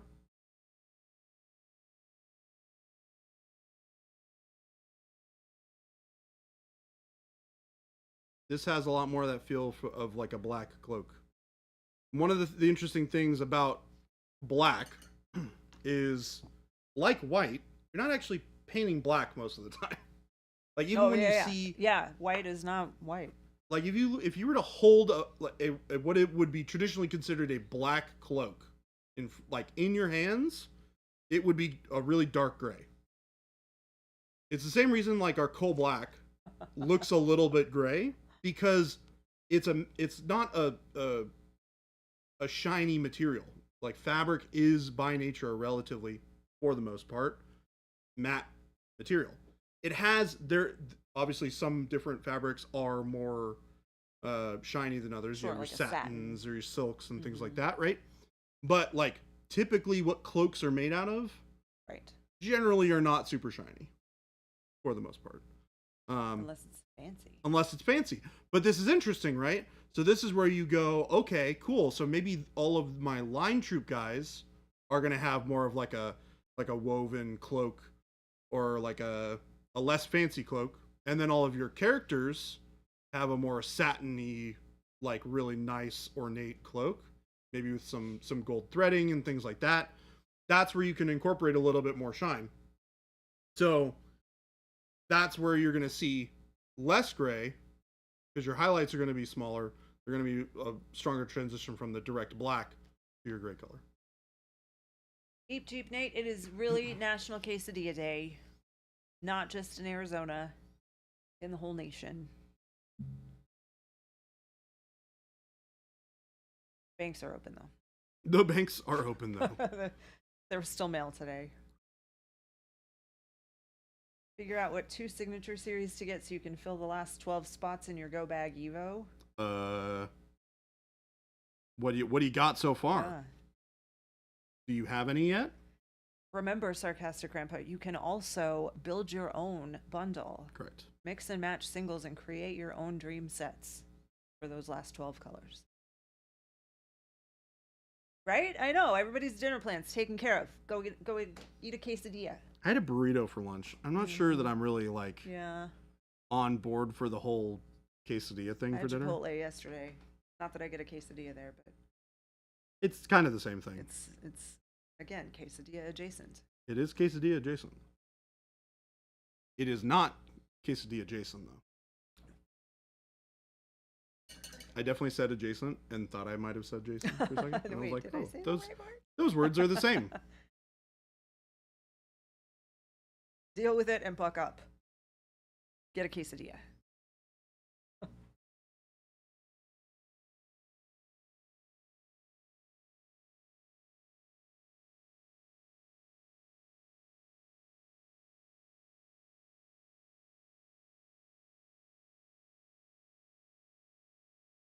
Yeah, and once you go back through and you get those shadows built in, you can kind of go back and reshape your highlights a little bit more.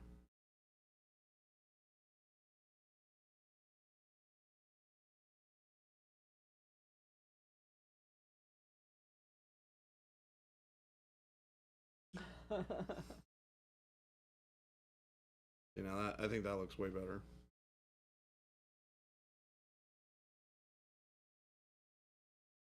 What was Aaron painting today, by the way? Was he still working on that silly bug? Well, he's been chugging away on that to get it done for Golden Demon at Spiel. Speaking of, we'll see Aaron at Spiel. Awesome. Yep. Studio J7, are you going to Spiel?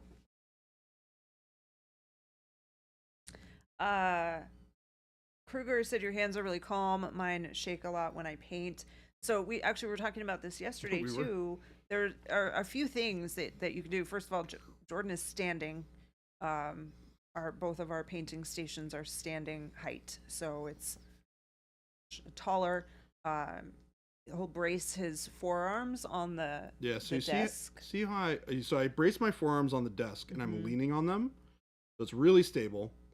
And then what you'll notice that I tend to place my pinky against the model a lot. That's a key right there. Holding the model, and I'm bracing my hand like this, right?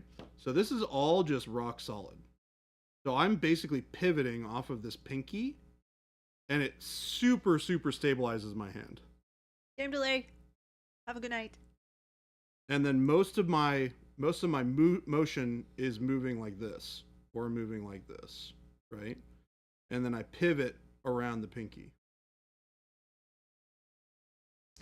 You can also use like a holder of some sort, something that's like big, like Jason uses a big cork. Yeah, put the model on that. Like there's the hobby holders that have like the plastic hook thing around it that gives you a place to brace your fingers, so if you don't want to touch your miniature. Yep.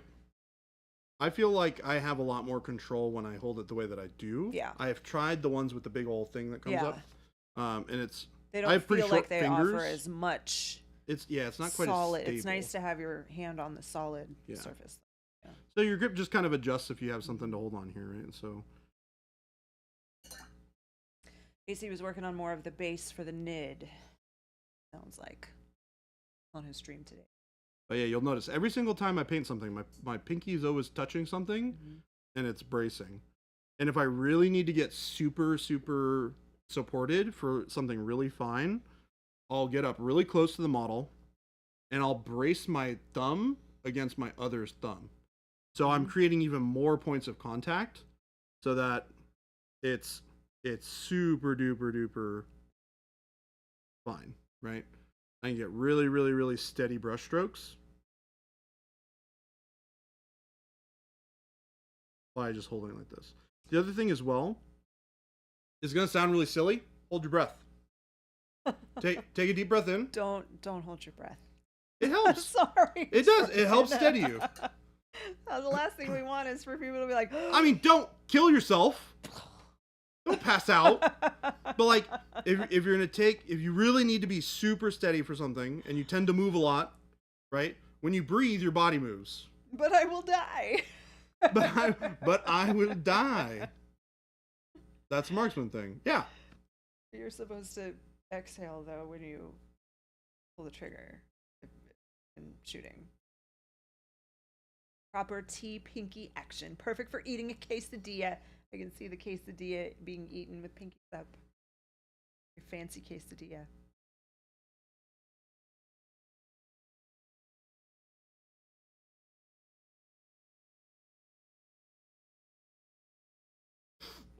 Very rarely will I need to do that, though. Most of the time, you can get all the work that you ever need to get done with just this. Yeah, slow, even. Something that's soothing. What is the first miniature I painted in my life?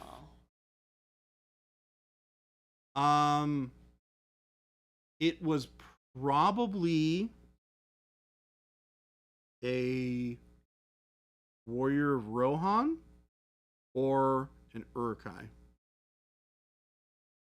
Or it was the first one that I can remember painting is a Lord of the Rings like undead ghost guy. Those are the first ones I can genuinely remember like painting. And this was back in like 2000. Oh wow. Yeah, so this is like 24 years ago or something. Just a wee lad. Yeah, I was just a wee lad. Yeah, because I bought those, or I didn't buy them. I convinced my parents to buy those sets from me from Borders Books way back in the day when that company still existed. And yeah, it was the start of many a painted model. And then, from there you're like, oh, what other cool things can I get in that exist in this game? Yeah. Because you open the book and it's full of cool models and stuff. And you're like, okay, cool. Where do I buy these? Oh, hey, there's a Games Workshop store that exists that sells these things. And then once you start going to a Games Workshop store, it's like all over. So, my first miniature that I painted was a little pumpkin scarecrow from Super Dungeon Explorer. It might be on the shelf over there, or it might be in my office. I think it is actually. In my office? Or up there. I'll look real quick. Nope, scarecrow guy's right there. Oh. I will let. Yeah, I think I threw mine away a long time ago, which is a bummer. Here.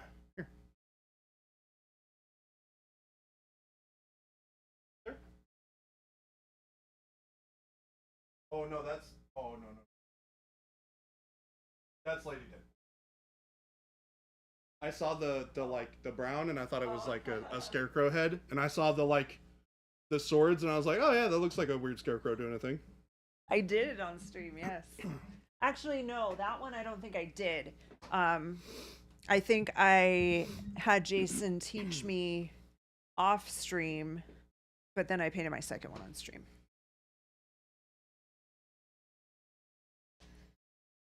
Well, it's all the way on the other side of the building. Otherwise, I would show it. Maybe tomorrow. Maybe I'll try and remember to bring it tomorrow.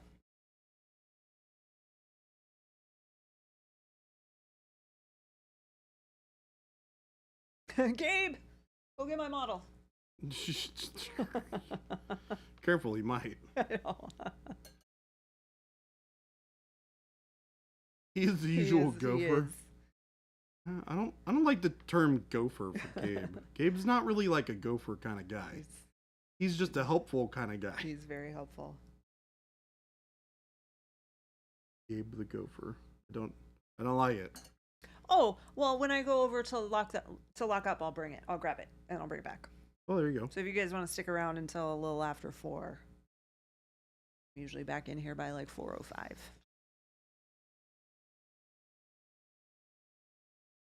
Letting everybody out and stuff. Yeah, gotta say goodbye to the crew. Wish them well as they make their way home for the day. Tadpole Jackson, hello.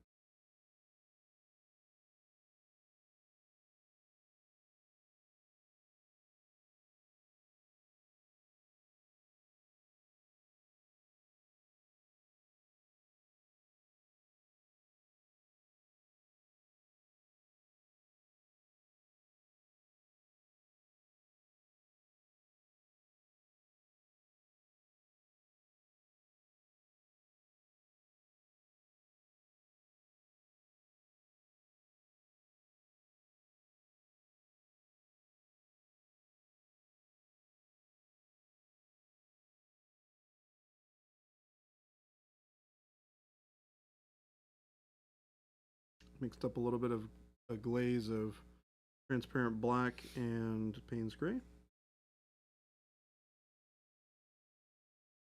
We're going to create all that nice dark recessed detail on the fingers so that we can finish painting the hands. That's the wrong pile of color. This miniature that Jordan is painting right now is called Devandra, Mm-hmm. and it is a model that it's based on a character from a game called Age of Angra, which we make. Indeed. Kruger, mostly new in miniature painting, trying to learn to paint human skin. I've seen like over 10 methods how to do it on the internet. What is your method? You know, it's really funny. We did that at the beginning of stream. I did paint some skin at the beginning of stream. Yeah.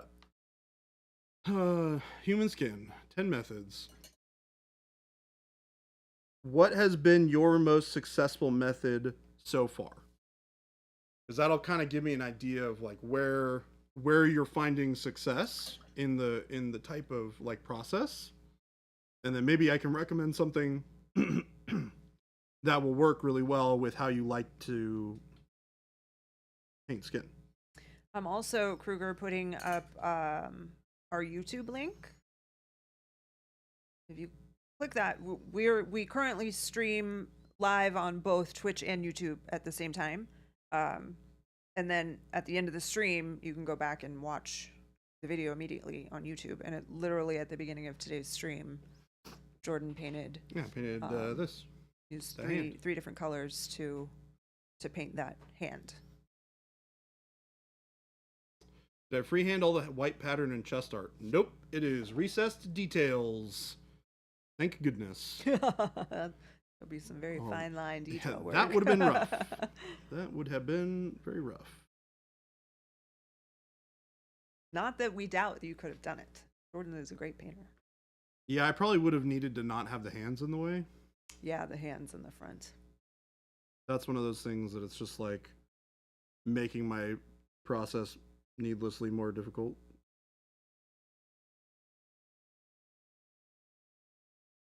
YouTube is more fun. Is it though? You don't have emotes.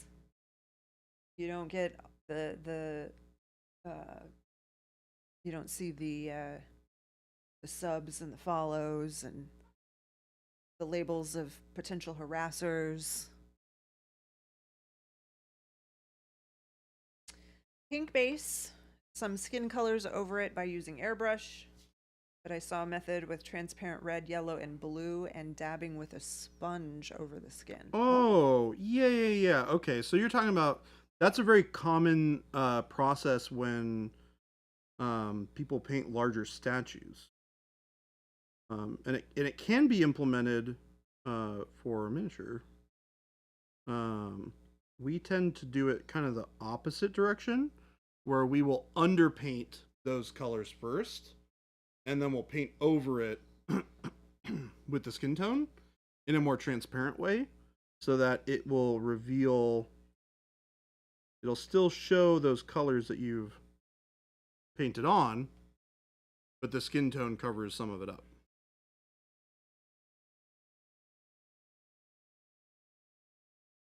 That's called underpainting. So that works really well for that. Also on our YouTube, we have videos on how to do underpainting.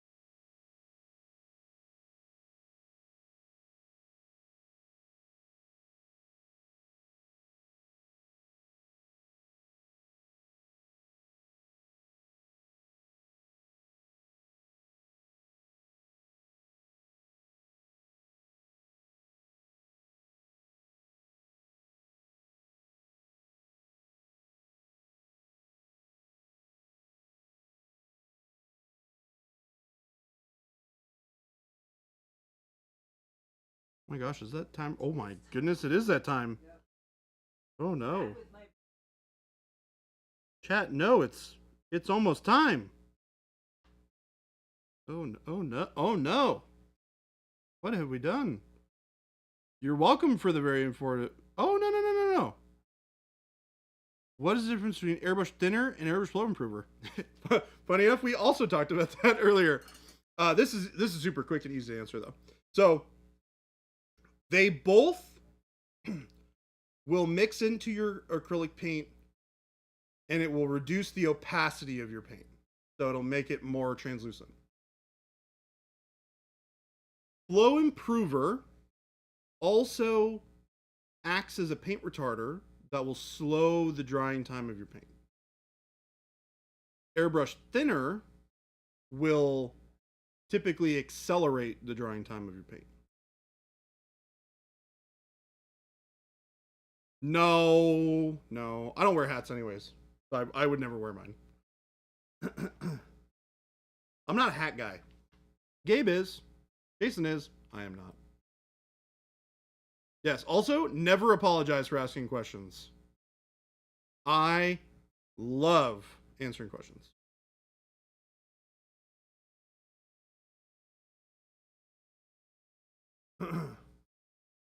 Mr. Zelix 6. Honestly, with our paints, you don't need it. Our paint has a naturally slightly slower dry time than other paints do anyways.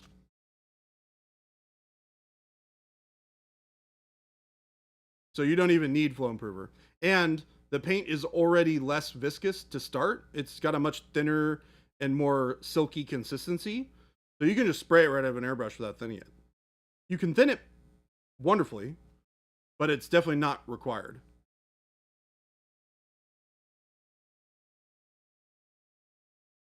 So airbrush flow improver is for summertime. So flow improver, and it's not necessarily just for summertime. You know, we don't use flow improver or thinner when we spray through our airbrush in the studio. We don't use it at all. We just use water, because we don't need either of those types of things when we control the consistency of the paint correctly.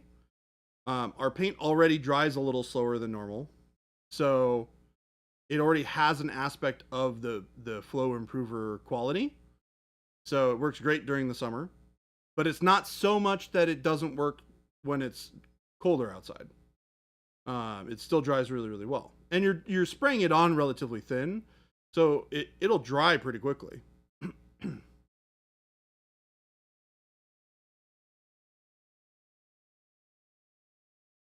When will you stop evading taxes? When people realize that my name is not Jared.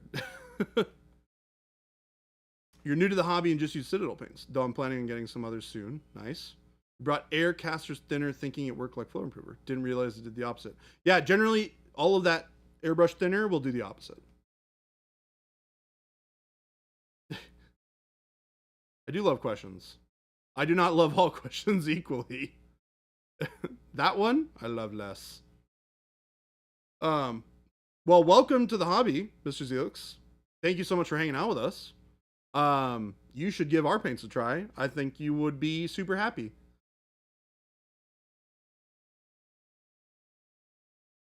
We work and manufacture all of our paint in Arizona, in the desert. And it works great here. We're streaming from Arizona right now. So works great.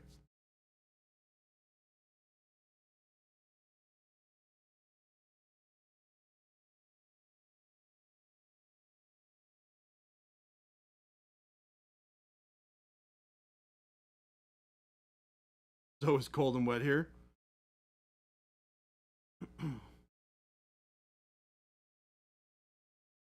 Selling the paints like a madman. Hey man, that's what I do. You're in Scotland. Very cool. It's always cold and wet here. I'm from Seattle, man. It's pretty similar sort of climate from what I understand. Very rainy, very overcast.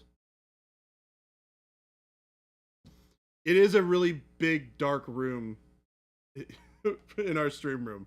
So it does collect heat pretty well. Also, the wall that's directly opposite from me is where the sun beats down on it during this time of year, or this time of the day. So this room gets a little toasty. Also, we have a bunch of lights in front of me. You know, one there, big old one right there. The one right there. One right there. And then that guy, which is probably fine.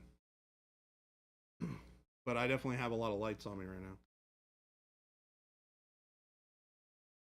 Yeah, where time never springs forward or falls back. Yeah, we're weird. We don't do any of that stuff here in Arizona.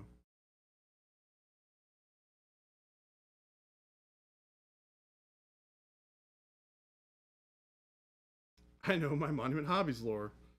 You should. You've been here long. Been here long enough.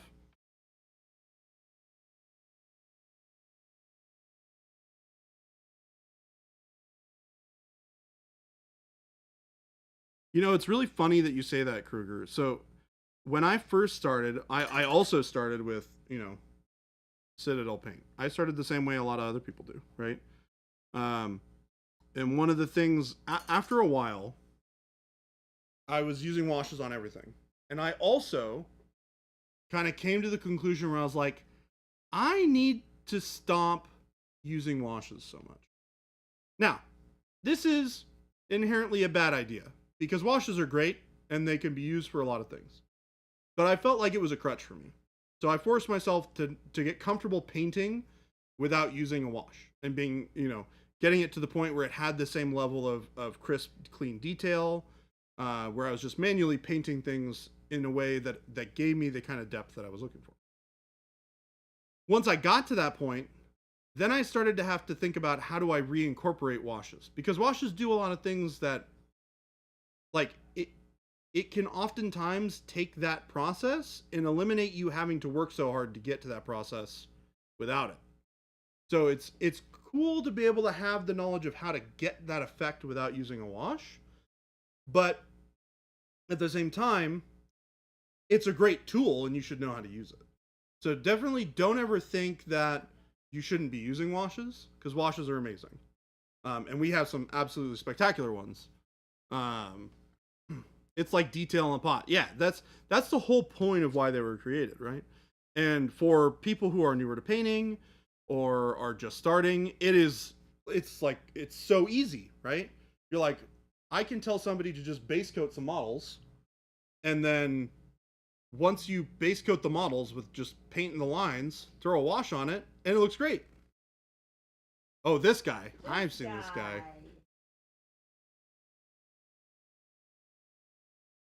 Jen's pretty good at this.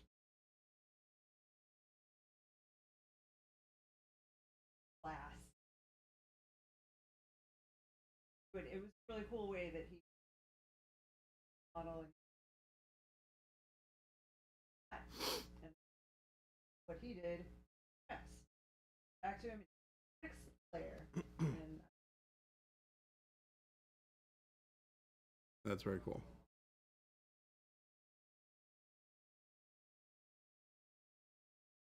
Super fun. Did everybody get out okay? Everybody surviving? For finishing up. So yeah. Those guys work really hard.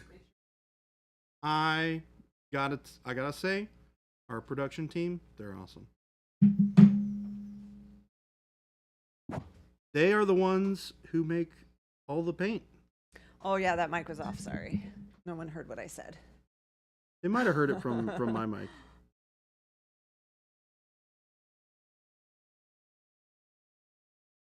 Some links up here for you while Jordan is finishing. Yes. We have our store link. If you've seen Jordan using anything today that has caught your eye, you'll be able to find it on our website. Paints, brushes. Some of our brushes are out of stock. I think we've got 5 or 6 sizes out of stock right now, but those will be coming back soon. Texture trainers. What else do we have? Hobby tools. We got all kinds of stuff. If you like to support local, use our store locator to see if there's anyone in your area that carries Pro Acryl or our rest of our products. Coming up on 300 stores around the world, I think. We got a lot of stores. We're getting up there. Getting up there. We have our Discord link coming up next. Nope, that's not how you spell Discord. That's how you spell Discord. Disockered.